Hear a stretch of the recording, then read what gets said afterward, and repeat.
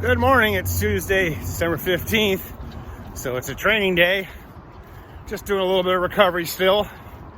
That's on the winter training schedule I got that you can check out in the show notes. Pretty good. The weasel slept in, but I still went out and got my miles in. Got a nice sunny morning. I was watching the YouTubes. Really glad I got the subscription. It's well worth the money not to see all the ads and commercials. It's kind of funny, we paying $4.99 for Peacock. You still got to see commercials, but I guess you get the extra credit, extra content. But I was watching this thing on GALEN RUPP and how he does a lot of training on water treadmills, and that's kind of one of his many secret weapons to keep up with the East Africans, which he obviously did. He got a silver in the 10K in the Olympics. And they were basically saying that, the reason East Africans are so good, that mainly used to be the Kenyans and Ethiopians. But now, it's also been the Ugandans and that whole Rift Valley. And mainly is, where they live and live in altitude, but also just the lifestyle where it's been well documented. The kids walk to and from school and end up running to and from school so that they aren't late. And here in America, of course, we don't do that. I remember when my kids were younger, I would at least have them walking to the bus stop, and most of the time be the only people at the bus stop. Everybody else is driving the armada of SUVs. And then in junior high, I used to walk my son Michael to downtown elementary because it was a bit of a trek. And kids just like, why is he walking? Are you poor? Do you not have a car? And then, of course, my kids, when they were in high school, they walked to and from school unless they were playing a sport. And then, of course, they were like running cross country or something. So I didn't want to put in too many more miles where they're coming home late. But that's kind of... So Galen was doing this treadmill running to get in more miles safely. And I'm doing what I've proposed. And when I first started coaching adults full-time in 2009, walking has a great benefit that you can train, build up your endurance safely. You really can't get hurt running. I mean, walking, you can get hurt running a lot. You can't get hurt walking for the most part. You can't really, you can't really get too fast. So you stay in that easy zone or recovery zone, because walking is more about technique than pushing. And so it's really hard unless you're going uphill to really walk and get your heart rate really hard. So it's a great way. So I used to have my people run camp Tuesday, Thursday, Saturday, and then walk the other days. And they all got a lot faster and a lot stronger. And, watching, once again, the desert solstice that we just saw this weekend. Everyone's running till they can't. And I think a lot of the elite ultra runners would be good to incorporate some walking in their training, and not just uphill walking, but flat walking. Bob Hearn, who just set the 55 to 60 record in the 24 and the 100 and the 200K, he actually incorporates walk breaks throughout his race right from the start. So that's kind of, more of them should probably do that, because they're not very good at walking, that's for sure.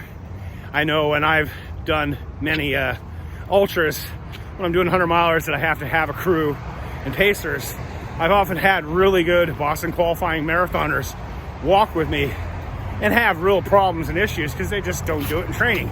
Now they get out and start walking a little bit in training, and now they're monsters and I can't keep up with them. Same thing like when I used to hike with them. So that kind of blows up on myself. And the sun's peeking over my rooftop. Just finished up those 30 burpees. Took me almost 8.5 minutes, a few seconds improvement from the other day. So any day that it's divided by 3, like today's the 15th, I do my 100 kettlebell swings. Today I did it with 35 bell for the first time, 5:23, so a little over 5 minutes.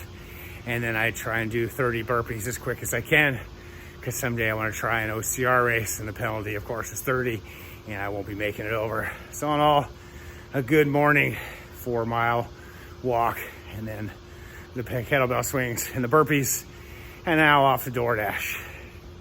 So when I DoorDash, I have gone to this crumble cookie. Never had one since I had to wait for my cookie.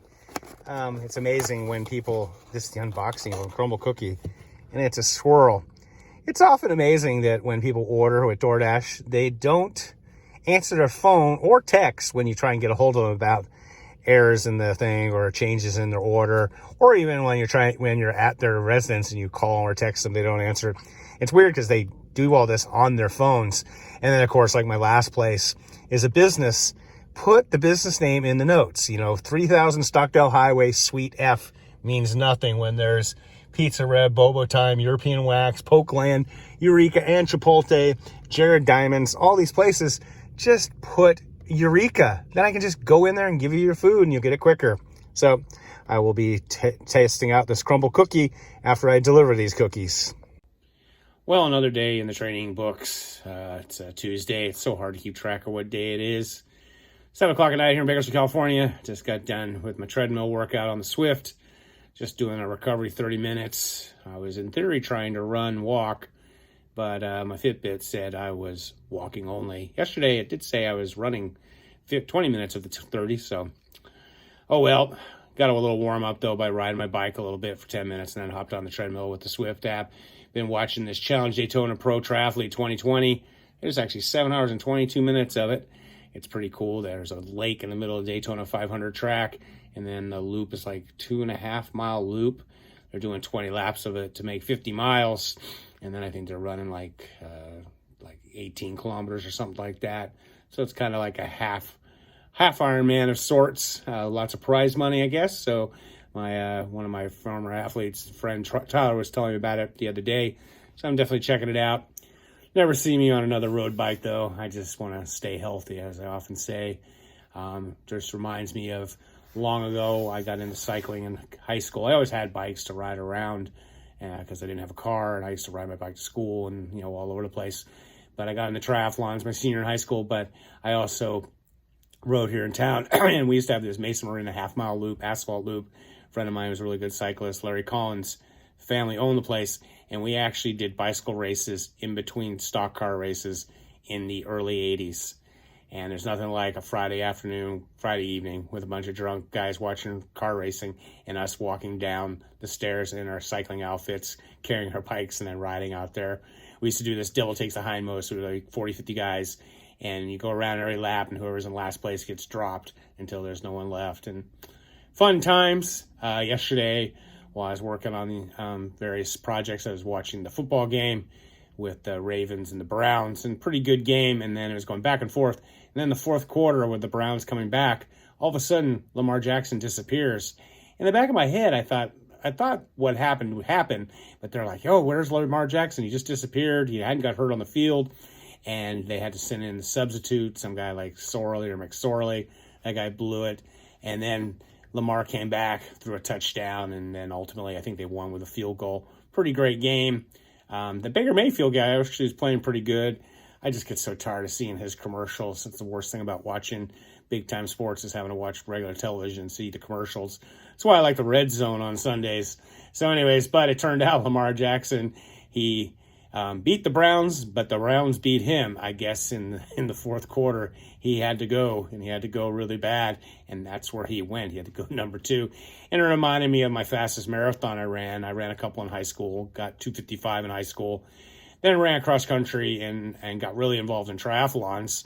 And my sophomore year, after my last cross country season in college, I had a really good race, and I ran 2:50 at the San Diego marathon, which finished at the Padres Stadium.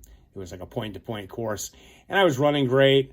I was running wearing a bowling shirt because even back then, I don't know, I always just like to wear kind of off-the-wall things. And I was running with the lead woman for most of the race. And then around 20 miles, I used to always have this kind of issues with my gut. And now I think back, it was just because I would drink and fuel too much. I never did that in training. And then in races, there's all these aid stations and everybody telling you, eat, drink. So my stomach was going crazy. And I basically had Lamar's problem. The Browns got me. And all of a sudden, I'm like, I've got to go. And I'm just like, where am I going to go? We were running through a residential neighborhood.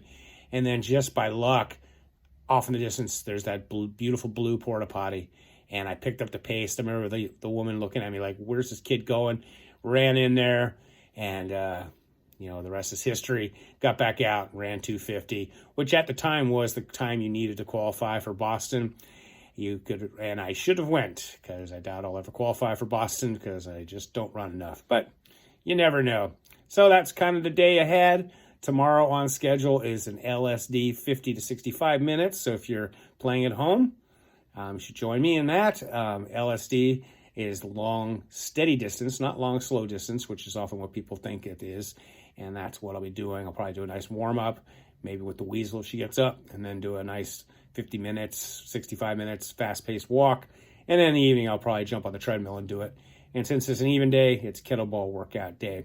So as always, stay healthy, be boring, not epic.